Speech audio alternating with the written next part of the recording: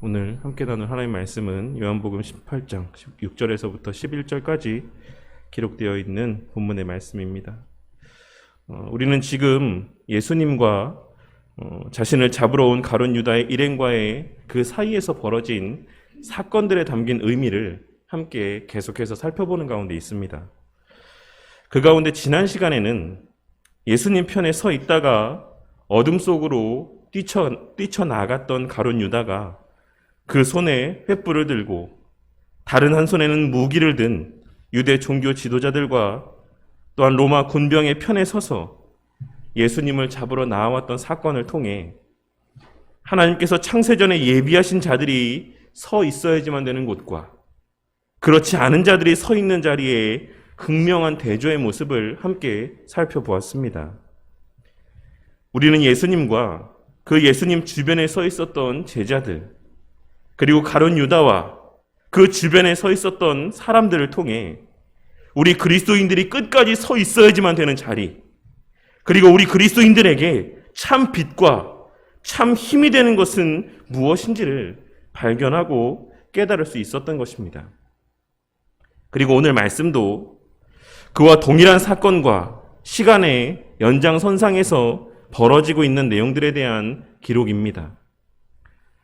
우리는 지난 시간에 함께 봉독한 말씀 가운데 4절과 5절에 기록된 말씀에서 자신을 잡으러 나온 로마 군병들과 유대 종교 지도자들의 종들을 향해 자신이 바로 나사렛 예수라고 예수님께서 친히 밝히셨다라는 사실을 알 수가 있었습니다.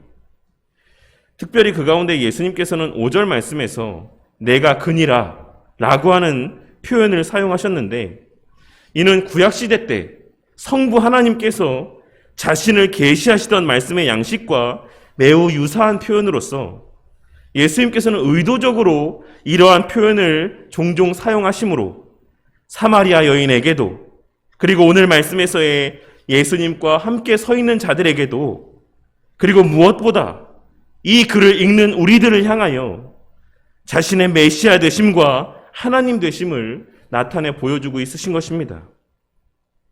성부 하나님께서 모세를 향해 나는 스스로 있는 자 아니라 I am who I am 이라고 말씀하셨던 것처럼 오늘 말씀에서의 예수님께서도 그러한 의도를 담아서 에고 에이미, 내가 바로 그다, 내가 바로 그 사람이다, 내가 바로 그 존재다 라는 표현을 통해 자신에 대한 말씀의 내용들을 증거하고 있으신 것입니다. 그러자 예수님으로부터 그와 같은 자기 계시의 말씀을 듣게 된 예수님을 잡으러 왔던 이들은 오늘 우리가 함께 봉독한 6절에 기록된 말씀에서처럼 뒷걸음질 치다가 결국 고꾸라지게 되었다라고 오늘 본문 말씀은 증거하고 있습니다. 그리고 우리는 이와 같은 묘사의 내용을 통해서 내가 그니라 라고 하는 이 말씀을 하실 때 예수님께서는 그 자리에 서서 이 말씀을 하신 것이 아니라 제자들과 함께 선 그 무리에서 한 발짝 그들에게 다가가 그들을 향해 나아가시며 내가 바로 너희들이 찾는 그 나사렛 예수다라고 말씀하셨을 것이라는 사실을 확인할 수가 있습니다. 그리고 예수님을 잡으러 나왔던 이들은 그와 같은 예수님의 당당한 기세에 놀라고 눌리게 되어 맨 앞에 있는 자들이 뒷걸음치다 그 언덕 밑에 있는 자들과 뒤엉켜 넘어지게 되었을 것이다라는 사실을 충분히 유추해 볼 수 있는 것입니다. 일반적으로 누군가를 잡으러 나왔다라고 하면 뒤로 숨기 마련인데 예수님께서는 당당하게 내가 바로 너희들이 찾는 그 존재다, 너희들이 잡으러 온 것이 나다 라고 이야기하면서 당당하게 그들 앞에 나오는 그 모습 앞에, 그 기세 앞에 그 사람들은 움츠러들 수밖에 없었던 것입니다. 그리고 이와 같은 장면을 기록하고 있는 것 또한 요한복음에서만 발견할 수 있는 유일한 기록이자 특징이라고 할 수가 있는데, 이 또한 예수님의 십자가에 달려 죽으심이라고 하는 것이 예수님의 능동적인 순종의 결과인 것이자 구약의 예언의 성취라고 하는 사실을 강조하고자 했던 요한 사도의 의도가 담긴 기록이라고 할 수 있는 것입니다.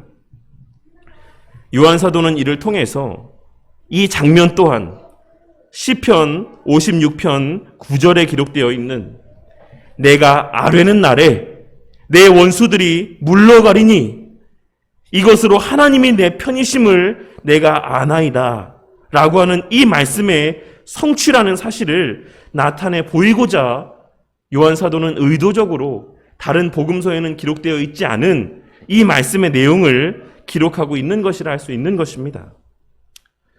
그런데 예수님께서는 이미 그렇게 그들이 잡아가야지만 될 대상이 누구인지를 분명하게 확인하셨음에도 불구하고 7절에 기록된 말씀에서처럼 그들을 향해서 다시 한번 너희들이 누구를 찾느냐?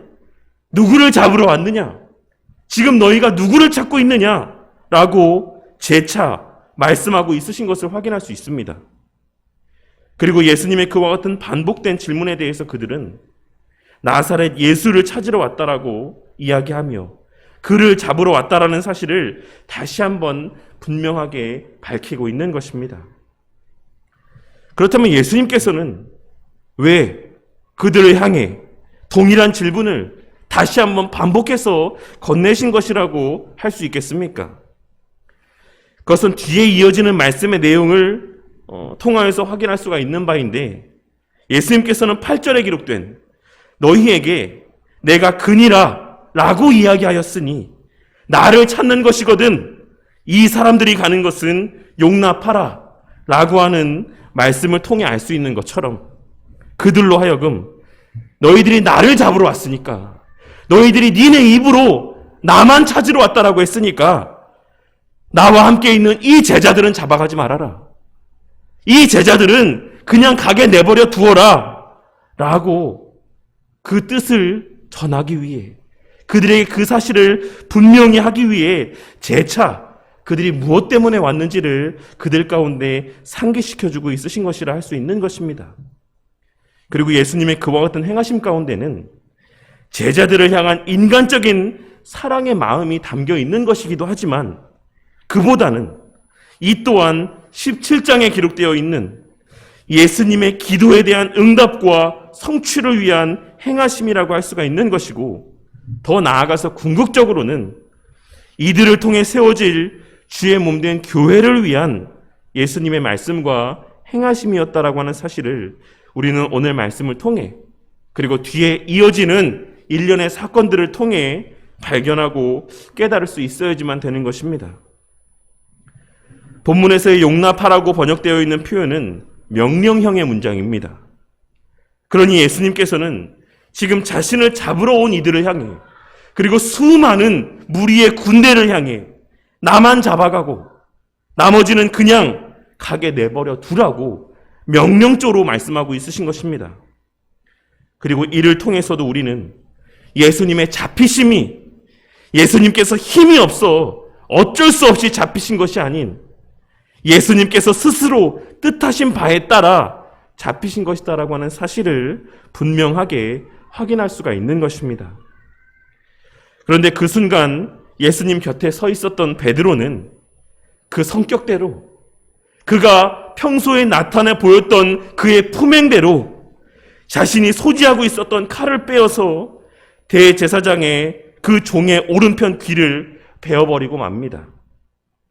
그리고 요한 사도는 그 사건이 실제로 일어난 사건이라고 하는 사실을 분명하고도 확실하게 증거하기 위해 그 귀가 잘린 대제사장의 종의 이름 또한 정확하게 기록을 해놓고 있습니다. 우리는 이 장면에 대한 묘사가 요한복음을 비롯한 다른 공관복음서 모두에 기록되어 있는 것을 확인할 수가 있는데 우리는 그 모든 내용들을 찬찬히 비교하며 살펴봄을 통하여서 각 복음서의 기록자들이 어떤 특색을 가지고 어떤 목적으로 각자의 복음서를 기록하였으며 또한 어떠한 대상들을 염두에 두고 이 복음서의 내용들을 기록하였는지를 잘 확인할 수가 있습니다.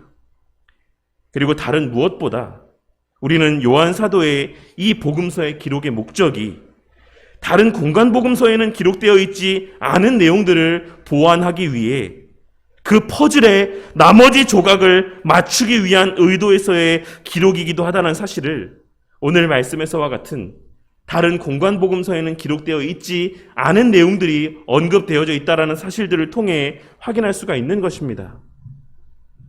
어쨌든 베드로는 당시 예수님을 잡으러 나아온 대제사장의 종이었던 말고의 오른쪽 귀를 베어버렸고, 예수님께서는 그러한 베드로를 제지하시며 그 말고의 귀를 다시 붙여주셨다라고 하는 사실을 우리는 누가복음에 기록된 내용을 통해 확인할 수 있는 것입니다.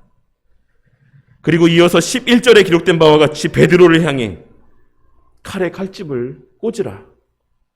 아버지께서 주신 잔을 내가 마시지 아니하겠느냐라고 강한 어조로 말씀하고 있으신데, 여기서 아버지께서 주신 잔을 내가 마시지 아니하겠느냐라고 번역되어 있는 표현은 실제 원문, 헬라어 원문에는 이중부정의 의미로 기록이 되어져 있습니다.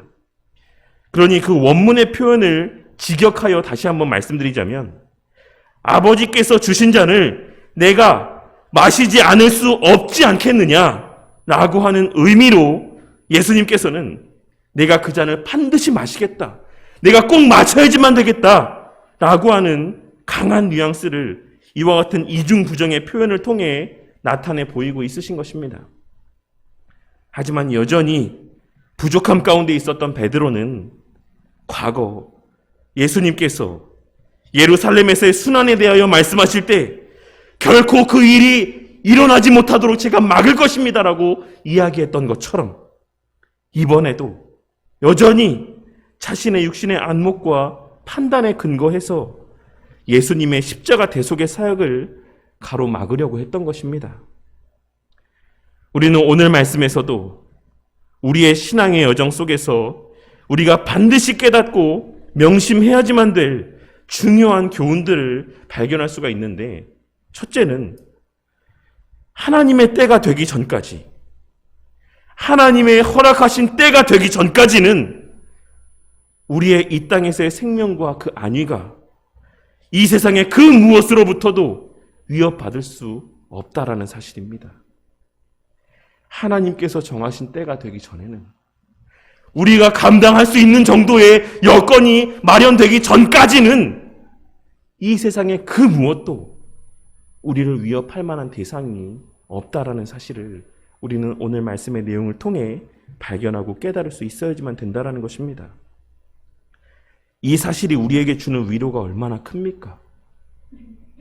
예수님께서는 누가복음 13장 33절 말씀에서도 오늘과 내일과 모레는 내가 갈 길을 가야 하리니 선지자가 예루살렘 밖에서는 죽는 법이 없느니라 라고 하는 말씀을 통해 창세전에 하나님께서 이 땅에서 이루고자 작정하신 일들은 그 일이 맞춰지기 전까지 그 누구도 그 무엇도 그것을 방해할 수 없다라는 사실을 분명하게 밝히신 바 있습니다. 그리고 그것은 예수님의 경우에서도 마찬가지였고, 그 예수님의 몸으로서의 우리들의 이 땅에서의 삶도 마찬가지라고 하는 사실을 우리는 오늘 말씀의 내용을 통해 반드시 깨닫고 명심함 가운데 살아가야지만 되는 것입니다. 그러니 이 땅에서의 매일매일의 삶을 살아가며 늘 담대하게 살아가는 우리 성도님들이 되시기를 바랍니다. 우리에게 이 땅에서의 해야 될 일들이 남아있다라고 한다면, 우리 각자에게 이 땅에서 감당해야 될 사명이 남아있다라고 한다면, 우리는 그 어떤 삶의 순간들 속에서도 이 땅에서의 그 생명이 보존될 것입니다. 오늘 말씀에서의 예수님께서 제자들을 잡아가지 못하게 하신 이유가 무엇입니까? 물론 거기에는 앞서 말씀드렸던 것처럼 그들을 통해 교회를 세우시고 하나님의 나라의 기초를 놓게 하시기 위함이시기도 했지만, 뿐만 아니라 아직은 그들의 신앙 수준이라고 하는 것이, 아직은 그들의 영적 상태라고 하는 것이 고난 가운데서도 그 신앙을 지키고 버텨낼 수 있는 정도가 아니었기 때문이라고 할 수 있는 것입니다. 고린도전서 10장 13절에 기록된 말씀에서 바울 사도가 증거하고 있는, 사람이 감당할 시험 밖에는 너희가 당한 것이 없나니 오직 하나님은 미쁘사 너희가 감당하지 못할 시험 당함을 허락하지 아니하시고 시험 당할 즈음에 또한 피할 길을 내사 너희로 능히 감당하게 하시느니라 라고 증언했던 말씀과 같이 하나님께서는 감당할 수 있는 시험과 감당할 수 있는 사명만을 허락하시는 분이시기 때문에 아직 그 사명을 감당할 수 없었던, 그 감당할 수 있는 정도가 되지 않았던 제자들이 그들이 감당할 수 없는 상황을 맞이하지 않도록 그들을 잡아가지 못하게 자신의 하나님으로서의 신적인 권위를 발휘하셨던 것이라고 할 수 있는 것입니다. 그러니 말씀을 보고 말씀을 듣는 과정 중에 삶에서의 살아가는 그 모든 삶의 시간들 중에 하나님께서 성도님들에게 주시는 선한 마음이 있다라고 한다면, 선한 다짐들이 있다라고 한다면 담대하게 구하며 행하시는 성도님들이 되시기를 바라겠습니다. 그 마음을 품게 하시는 분도 하나님이시고 그 마음을 이루게 하시는 분도 하나님이십니다. 그것이 설령 내 뜻과 내 생각에 앞선 것이어서 오늘 말씀에서처럼 베드로와 같이 실수를 한다라고 할지라도 그 베드로가 잡혀갔습니까? 그 베드로가 끌려갔습니까? 그의 신학의 상태가 되지 않았을 때 그가 이 사건으로 말미암아 잡혀가서 고난을 당했습니까?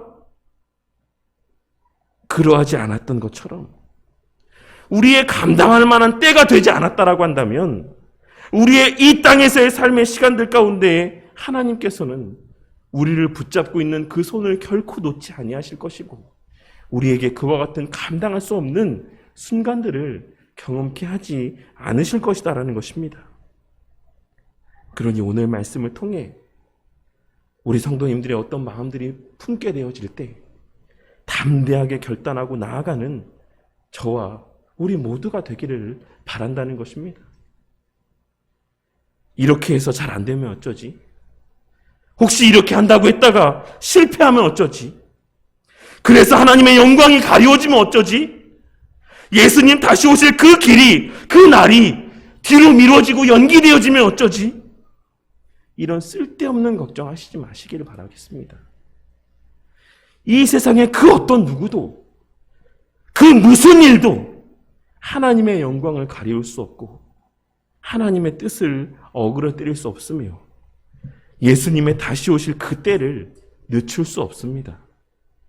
하나님께서는 오직 하나님 자신의 온전한 뜻과 계획을 하나님 자신의 무한하신 능력과 권위 아래에서 하나님 스스로 당신의 뜻을 이루어 가시는 것이고 그 과정 속에서 우리의 실수와 연약까지도 미리 아시고 우리를 돌보시고 보호하시며 당신의 뜻을 이루어 가시는 분이라는 사실을 늘 깨닫고 명심함 가운데 살아가는 저와 우리 모두가 되기를 바란다는 것입니다.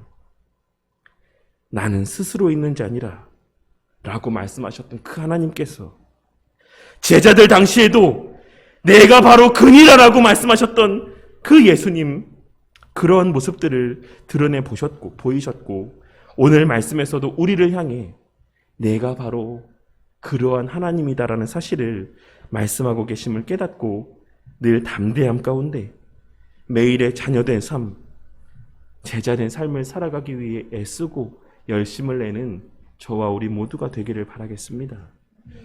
또한 둘째로는 누구나에게 하나님의 정하신 때가 있다라는 사실 또한 우리는 오늘 말씀을 통해 발견하고 깨달을 수 있어야지만 될 것입니다.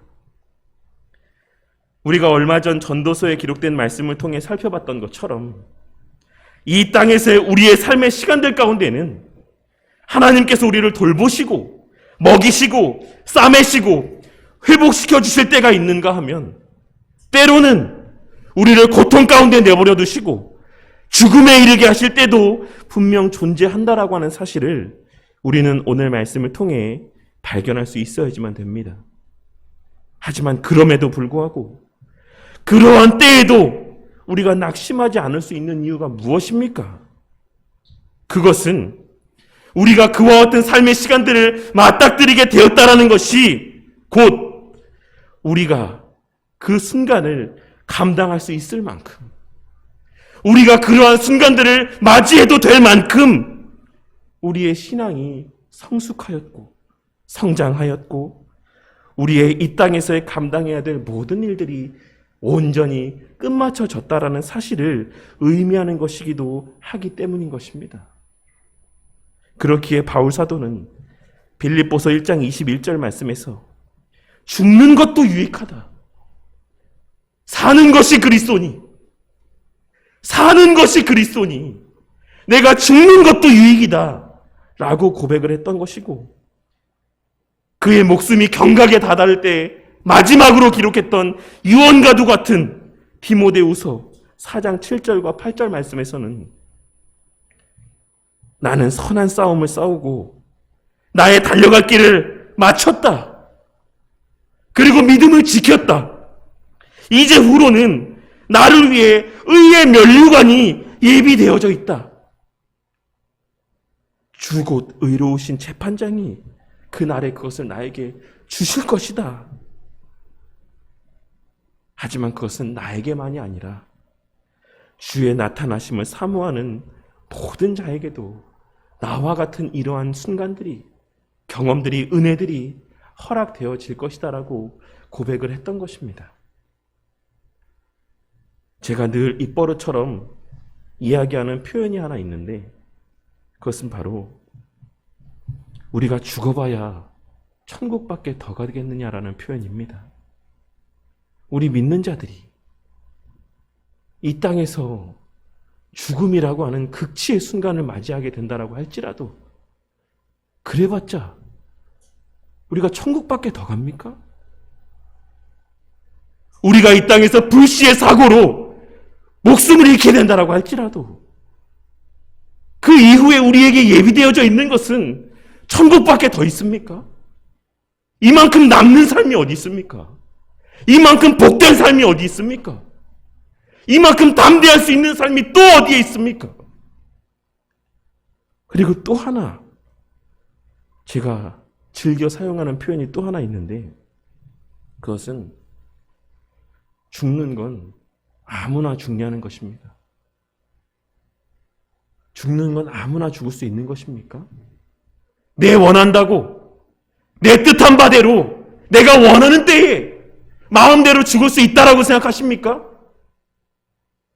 오늘 말씀을 통해 인간의 생사화복은 오직 우리 주님의 손에 달려있는 것이다라고 하는 사실을 다시 한번 깨닫고, 얼마나 더 살까? 어떻게 하면 조금이라도 더 오래 살까? 어떻게 하면 무병장수하며 오래오래 잘 먹고 잘 살 수 있을까?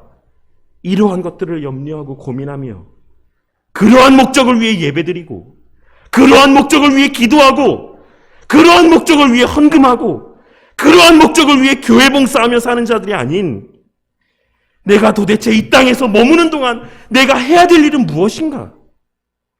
나한테 무엇을 하게 하시기 위해 하나님께서는 이 하나님을 알게 되는 지식을 주시고, 섬길 수 있는 교회를 주시고, 믿음의 가정을 주시고, 물질을 주시고, 건강을 주신 것인가?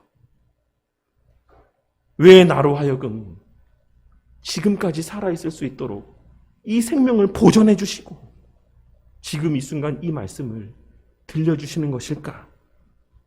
이 사실을 한번 진지하게 고민해보는 저와 우리 모두가 되기를 바라겠습니다.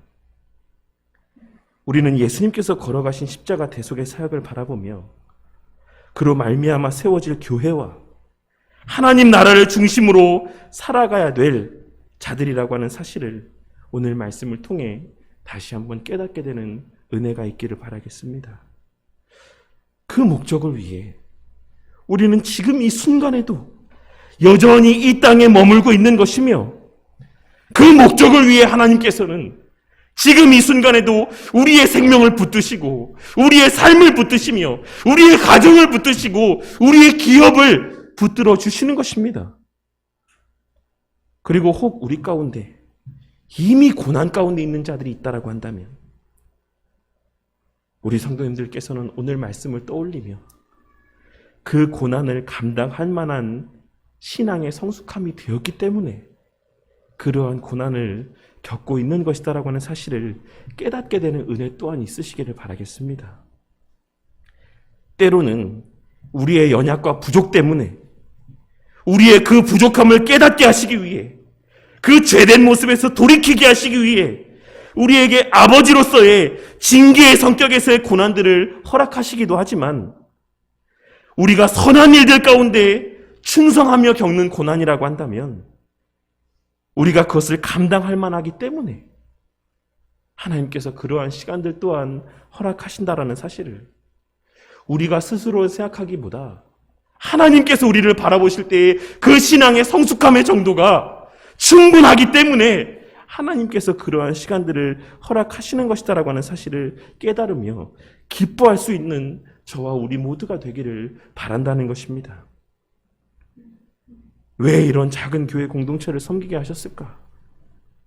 큰 교회, 모든 것이 잘 갖춰져 있는 교회, 굳이 내가 교회 재정에 대해서 관심 갖지 않아도 알아서 잘 돌아가는 교회 가서 적당히만 해도 대접받으면서 신앙생활 할 수 있는데 왜 이런 작은 교회 가운데 보내주셔서 나를 왜 이렇게 부담스럽게 하실까?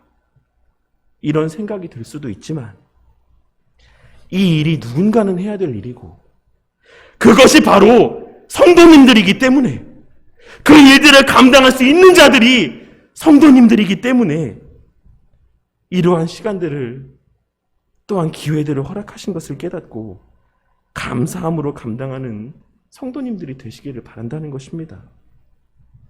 그리고 저 또한 누구나가 다 한 사람도 예외 없이 개척교회는 안 된다라고 이야기하는 오늘날과 같은 이때, 상가교회는 안 된다라고 이야기하는 이때에 그 앞날이 보장되어 있는 큰 교회에 부교육자 자리를 마다하고 이러한 작은 교회를 개척하게 하신 하나님의 뜻이 분명히 있다라는 사실을 깨닫고 감사함으로 작지만 이 시대에 꼭 필요한 이 바른 교회를 열심을 다해 섬기며 성도님들과 함께 그 주님께서 원하시는 바대로의 교회를 세워 나아가는 저와 우리 모두가 되기를 바라는 것입니다. 이제 어느덧 연말입니다. 이제 우리 교회도 올 한 해를 돌아보며 내년 한 해를 계획하는 시간에 서 있습니다. 그러한 우리에게 오늘의 이 말씀이 누군가에게는 위로의 말씀이 되고 또 누군가에게는 담대함을 더하여 주는 말씀이 되어 그 주시는 위로와 담대함 가운데 내년도의 교회의 목회 일정을 함께 고민하며 세우는 저와 우리 모두가 되기를 바랍니다. 그리하여 되게 하신 것에 감사하고 안 되게 하신 것이 있다면 그 또한 하나님의 보호하심의 결과인 것을 깨닫고 우리에게 주어진 시간 안에서 우리에게 힘이 남아있고 여건이 허락되는 동안 최선을 다해 우리 주님 걸어가신 그 길을 뒤따라 걷다가 주님께서 우리 각자를 부르시는 그 날이 되면 우리 또한 바울 사도와 같이 나는 하나님의 은혜로 한평생 선한 싸움을 싸웠다. 이제 나의 달려갈 길을 다 마치고 내 믿음도 지키고 이제 주님 앞에 서게 되었다라고 자신 있게 고백하며 그에게 예비되어져 있는 의의 면류관에 대한 확신이 그 마음 가운데 견고함 가운데 고백되어지는 은혜가 있기를 바라겠습니다.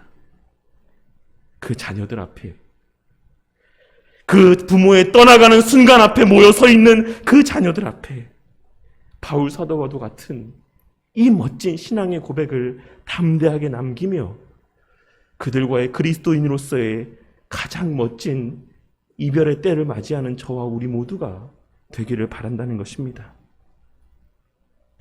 오늘 말씀을 통해 우리의 이 땅에서의 삶의 시간들이 늘 담대함과 은혜가 가득한 삶의 시간이 되고, 불현듯 맞이하게 될 그 삶의 마지막 시간 속에서도 그 누구도 남길 수 없는 가장 멋진 그 삶에서의 신앙의 유산을 우리 자녀들 앞에, 우리 사랑하는 이들 앞에 남기고 그 멋진 유종의 미를 거두는 저와 우리 모두가 되기를, 그러한 삶을 살아가는 저와 우리 모두가 되기를 주님의 이름으로 간절히 축원합니다.